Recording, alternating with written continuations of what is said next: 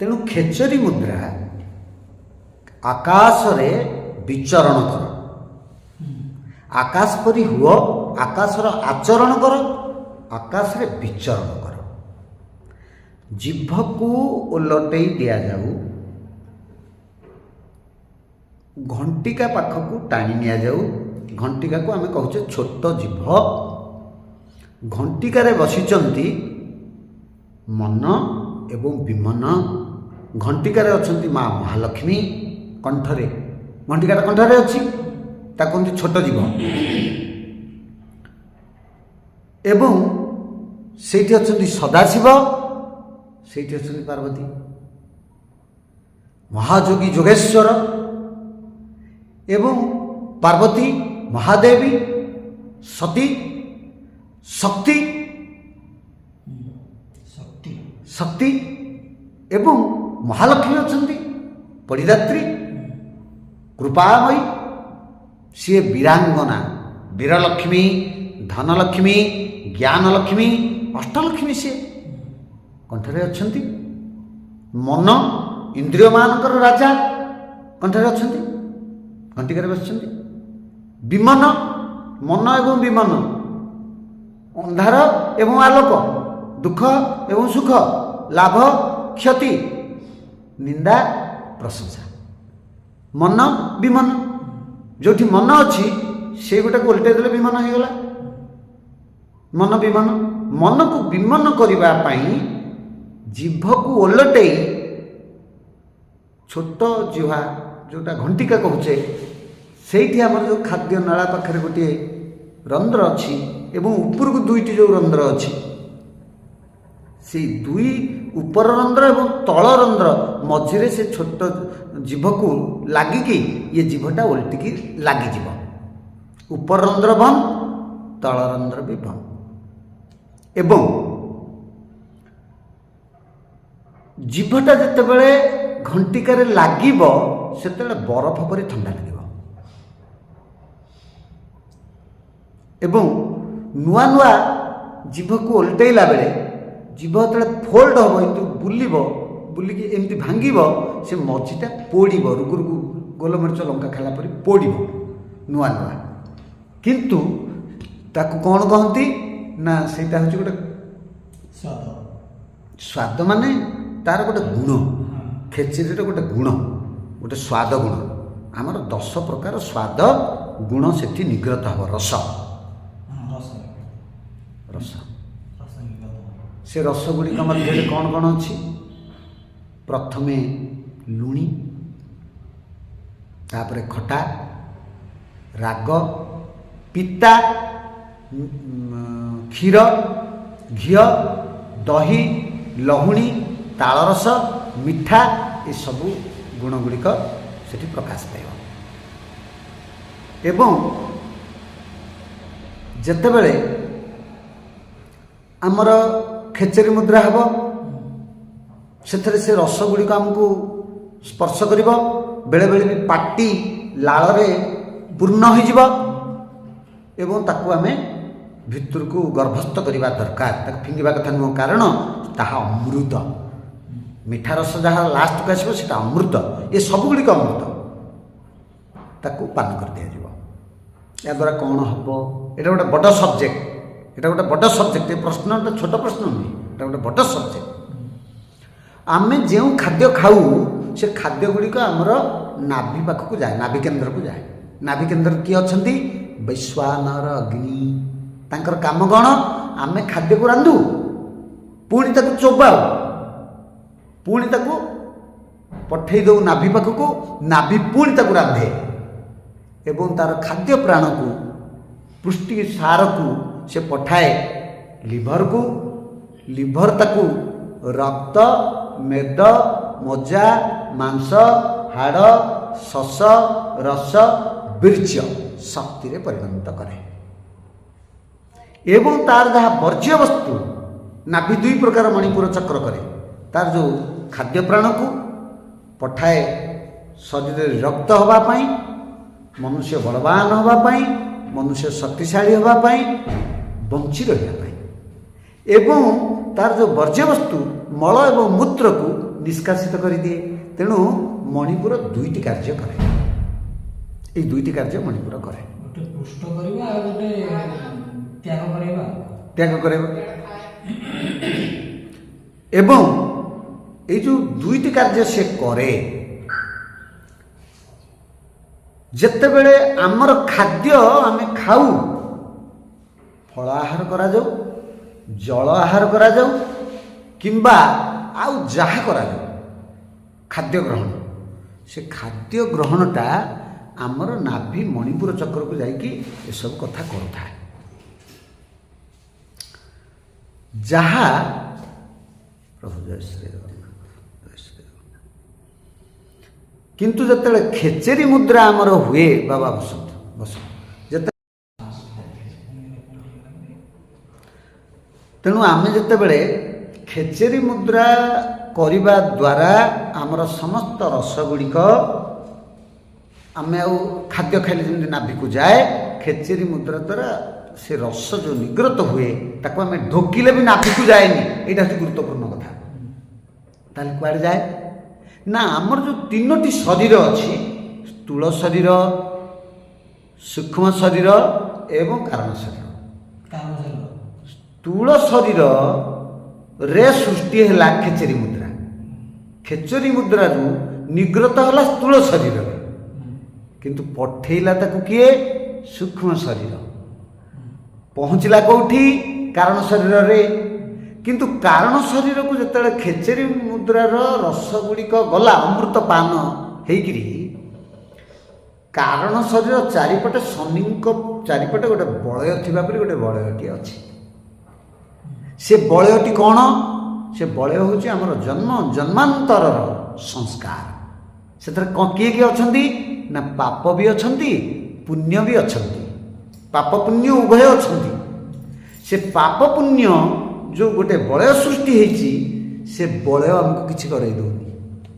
ଯଦି ପୁଣ୍ୟ ଅଧିକ ଅଛି ଆମେ ପୁରା ଅହଙ୍କାରୀ, କାରଣ ଆମେ ଜମିଦାର, ଆମେ ରାଜା, ଆମେ ମନ୍ତ୍ରୀ, ଆମେ ପ୍ରଧାନମନ୍ତ୍ରୀ, ଆମେ ମୁଖ୍ୟମନ୍ତ୍ରୀ, ଆମେ ରାଷ୍ଟ୍ରପତି, ଆମେ ବିଶ୍ୱପତି, ବିଶ୍ୱକବି। ଆମର ବହୁତ ଅହଙ୍କାର ହେବ।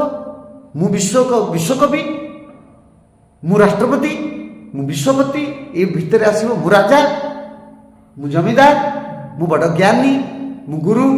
ଏ ଭାବ ସୃଷ୍ଟି ହେବ। କିଏ କରାଇବ? ପୁଣ୍ୟ। ଆଉ ଯଦି ପାପ ଅଛି କ'ଣ ହେବ? ଦରିଦ୍ର ହେବ, ଖାଦ୍ୟ ମିଳିବନି, କର୍ମ ମିଳିବନି ଏବଂ ତୁମେ କ୍ରୋଧିତ ହେବ, ରୋଗଗ୍ରସ୍ତ ହେବ, ଦୁଃଖ ପାଇବ। ତାହେଲେ ଏଇ ଯେଉଁ ଅମୃତ ରସ ଖେଚରୀ ମୁଦ୍ରା କରିବା ଦ୍ୱାରା ଏ କାରଣ ଶରୀରକୁ ଯାଉଛି, ତା ପାଖେ ପହଞ୍ଚି ପାରୁ ନାହିଁ। କାହିଁକି ପହଞ୍ଚି ପାରୁନି? ନା ଏଇ ଯେଉଁ ବଳୟଟି, ପାପ ପୁଣ୍ୟର ବଳୟ, ସେ ତାକୁ ଅଟକାଉଛି। କିନ୍ତୁ ଇଏ ତ ଅମୃତ ସୁଦର୍ଶନ, ଇଏ ଫେରିବେନି, ଇଏ ତାକୁ ଭାଙ୍ଗୁଛନ୍ତି। ସବ୍ ଭସ୍ମ କରି କାରଣ ଶରୀର ପାଖକୁ ଗଲେ। କାରଣ ଶରୀର ଦରକାର ନାହିଁ। ତମେ ଯିଏ ସନ୍ନ୍ୟାସ, ଧରିନିଆ ହେଉ ବୁଦ୍ଧଦେବ, ଗୌତମ ଗୃହତ୍ୟାଗ କଲେ। ମହାରାଜାଙ୍କର 2500 ବର୍ଷ ତଳର ରାଜା, ଚକ୍ରବର୍ତ୍ତୀ ରାଜାଙ୍କର ପୁଅ, ସମସ୍ତ ସମ୍ପତ୍ତି, ବର୍ଷକର ପୁଅ ରାହୁଳ, ପତ୍ନୀ ଗୋପା, ଯଶୋଧାରା, ତାଙ୍କୁ ସେ ସ୍ନେହରେ ଶ୍ରଦ୍ଧାରେ ଡାକନ୍ତି ଗୋପା, ବିଶ୍ୱସୁନ୍ଦରୀ ଗୋପା।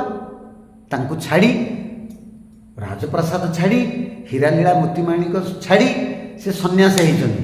ତମେ ତାଙ୍କୁ ହୀରାଲୀଳା ଦେଲେ ସେ ନେବେ? ସେଟା ଛାଡ଼ିଛନ୍ତି।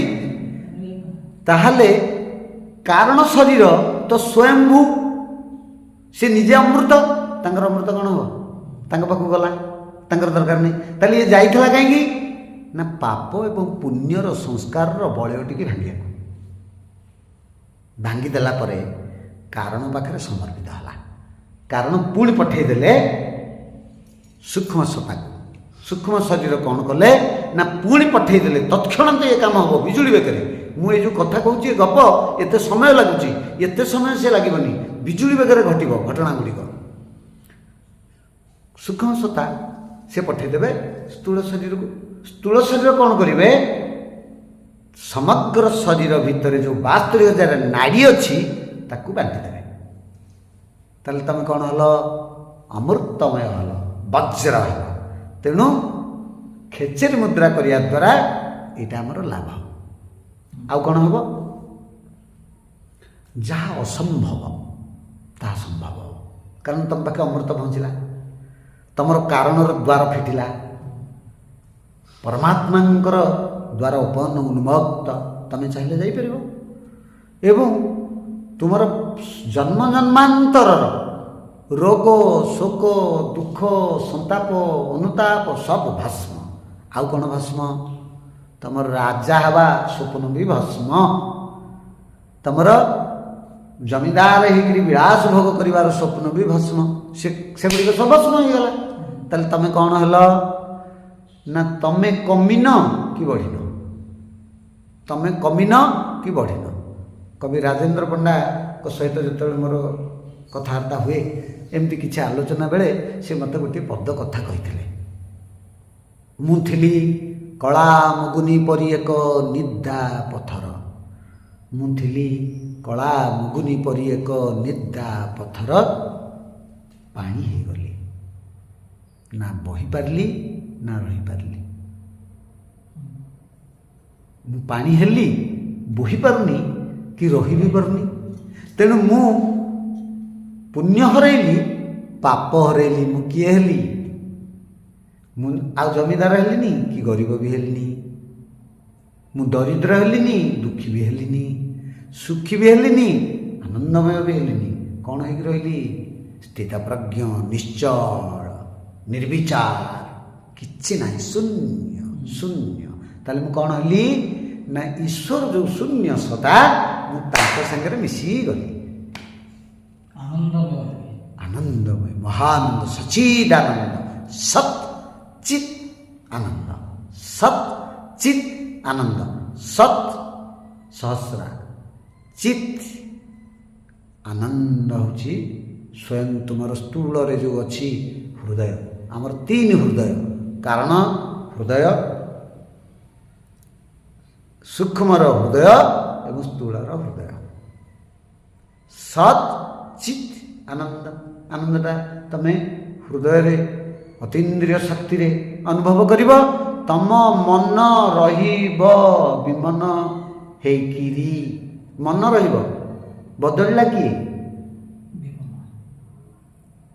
ଦସ୍ୟୁ ରତ୍ନାକର ବାଲ୍ମୀକି ହେଲା ନା? ରତ୍ନାକର ଅଛି, ବାଲ୍ମୀକି ହେଇକି। ଅଙ୍ଗୁଳିମାଳ ଅଛି, ଅଶୋକ ହେଇକି। ବୁଦ୍ଧ ହେଇଗଲେ, ଗୌତମ ଅଛନ୍ତି, ବୁଦ୍ଧ। ସେଇ ରହିବେ, ମନ ରହିବ କିନ୍ତୁ ବଦଳିବ। କ'ଣ ହେବ? ନା ବିମାନ ହେବ, କିନ୍ତୁ ମନ ଥାଇକି। ସେ ମନଟା କାହା ମନ ହେବ? ନା ପ୍ରଭୁଙ୍କ ମନ ହେବ, ଈଶ୍ୱରୀୟ ମନ ହେବ। ତେଣୁ ଆମେ ସ୍ୱୟଂ ପରମ ବ୍ରହ୍ମ ପରମ ପିତାଙ୍କର ଯେତେବେଳେ ଧ୍ୟାନ ମାର୍ଗରେ ଆମେ ପାଦ ଦେଇଛେ, ଧ୍ୟାନଟା କ'ଣ? କାହାକୁ ଆମେ ଧ୍ୟାନ କରିବା? ଆମେ ସ୍ୱୟଂ ପରମ ବ୍ରହ୍ମ ପରମ ପିତାଙ୍କର ସେଇ ସତା, ଶୂନ୍ୟ ସତାକୁ, ଯେଉଁଠି ନା ରୂପ ନା ରଙ୍ଗ ଅଙ୍ଗ ଲିଙ୍ଗ କିଛି ନାହିଁ, କେବଳ ଶୂନ୍ୟ ଏବଂ ମହାଶୂନ୍ୟ। ଆୟୁଷ ନାହିଁ, ବୟସ ବି ନାହିଁ, କଳା ନାହିଁ କି ଧଳା ବି ନାହିଁ। ତ୍ରୈଗୁଣ ବିଷୟା ବେଦା ନିସ୍ତ୍ରୈଗୁଣ ଭବାର୍ଜୁନ। ହେ ଅର୍ଜୁନ, ବେଦର ବିଷୟ 3, ସତ ରଜ ତମ। ତୁମେ ନିର୍ଗୁଣ ହୁଅ, ଗୁଣାତୀତ ହୁଅ। ଆମେ ଗୁଣରୁ ଅତୀତ ହେବ। ଯଦି ଗୁଣରୁ ଅତୀତ ତୁମେ ହେବ, ତାହେଲେ ତୁମେ ପାଇବ। ଗୁଣାତୀତ ହେବାକୁ କହିଛନ୍ତି। ତେଣୁ ଆମକୁ ସାତ୍ତ୍ୱିକ ହେବାକୁ ପଡ଼ିବ। ସାତ୍ତ୍ୱିକ ଅର୍ଥ ଆମେ ଗୁଣରୁ ଅତୀତ ହେବା। ଆମେ ସୁଖାସନରେ ବସିବା, ସାତ୍ତ୍ୱିକ ଆଧାର ଗ୍ରହଣ କରିବା। ପରମ ବ୍ରହ୍ମ ପରମ ପିତା, ପିତାମାତା, ଗୁରୁ, ଦୀକ୍ଷାଦାତା ସମସ୍ତଙ୍କୁ ଆବାହନ କରିବା ଏବଂ ତାଙ୍କୁ ପ୍ରାର୍ଥନା କରି କହିବା, ହେ ପ୍ରଭୁ, ହେ ପରମେଶ୍ୱର, ଆପଣ ଆମ ପାଖରେ ଆସିକି ଉପସ୍ଥିତ ହୁଅନ୍ତୁ।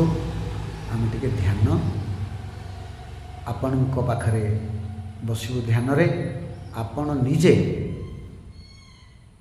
ଜ୍ୟୋତି ରୂପରେ ଧ୍ୟାନ ହେଇ ଆମ ପାଖରେ ଅବତରଣ କରିବେ ଏବଂ ମୋର ପୂର୍ବଜନ୍ମର ପାପ ପୁଣ୍ୟ ପ୍ରାରବ୍ଧ ସଞ୍ଚିତ ସମସ୍ତ କର୍ମଫଳକୁ ଆପଣ ଖଣ୍ଡନ କରିବେ, କ୍ଷମା କରିବେ।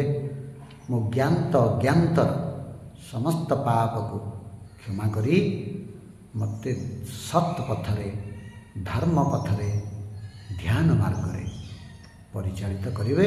ଏତିକି ପ୍ରାର୍ଥନା କରିବା କଥା। ଏବଂ ଆମର ପିତାମାତା ହେଉଛନ୍ତି ଇଷ୍ଟ।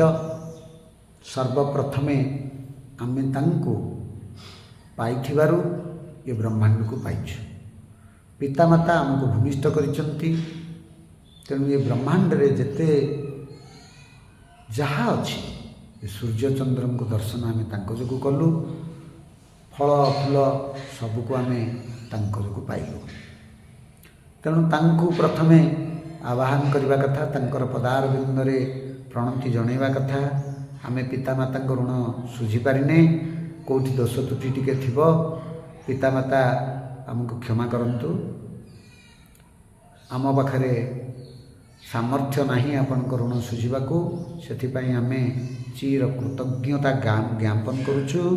ଆପଣଙ୍କ ପଦାରବିନ୍ଦରେ ମଥାନତ କରି ପ୍ରଣାମ ଜଣାଉଛୁ। ହେ ଶିକ୍ଷାଦାତା, ହେ କର୍ମଦାତା, ସମସ୍ତେ ଆପଣ ଆମର ପିତା। ହେ ଦୀକ୍ଷାଗୁରୁ ଭଗବାନ, ହେ ଭଗବାନ ପରମେଶ୍ୱର ପରମାତ୍ମା, ହେ ଅଚ୍ୟୁତ ମହାପୁରୁଷ, ହେ ପ୍ରଭୁ ଶ୍ରୀ ଜଗନ୍ନାଥ ଇଷ୍ଟ, ଅନନ୍ତ କୋଟି ବ୍ରହ୍ମାଣ୍ଡ ନାୟକ, ଆପଣ ଆମ ପାଖରେ ଉପସ୍ଥିତ ହୁଅନ୍ତୁ। ଆମେ ଧ୍ୟାନ ମାର୍ଗରେ ଆପଣଙ୍କ ସହିତ ଗୋଟିଏ ମୁହୂର୍ତ୍ତ ପାଇଁ ସାକ୍ଷାତ ହେବାକୁ ଚାହୁଁ। ଏତିକି କୃପା କରନ୍ତୁ। ଆମକୁ କ୍ଷମା କରନ୍ତୁ, କ୍ଷମା କରନ୍ତୁ, କ୍ଷମା କରନ୍ତୁ।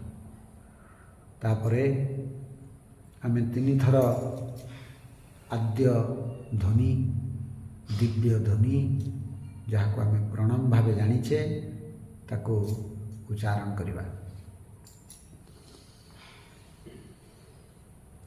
ଓ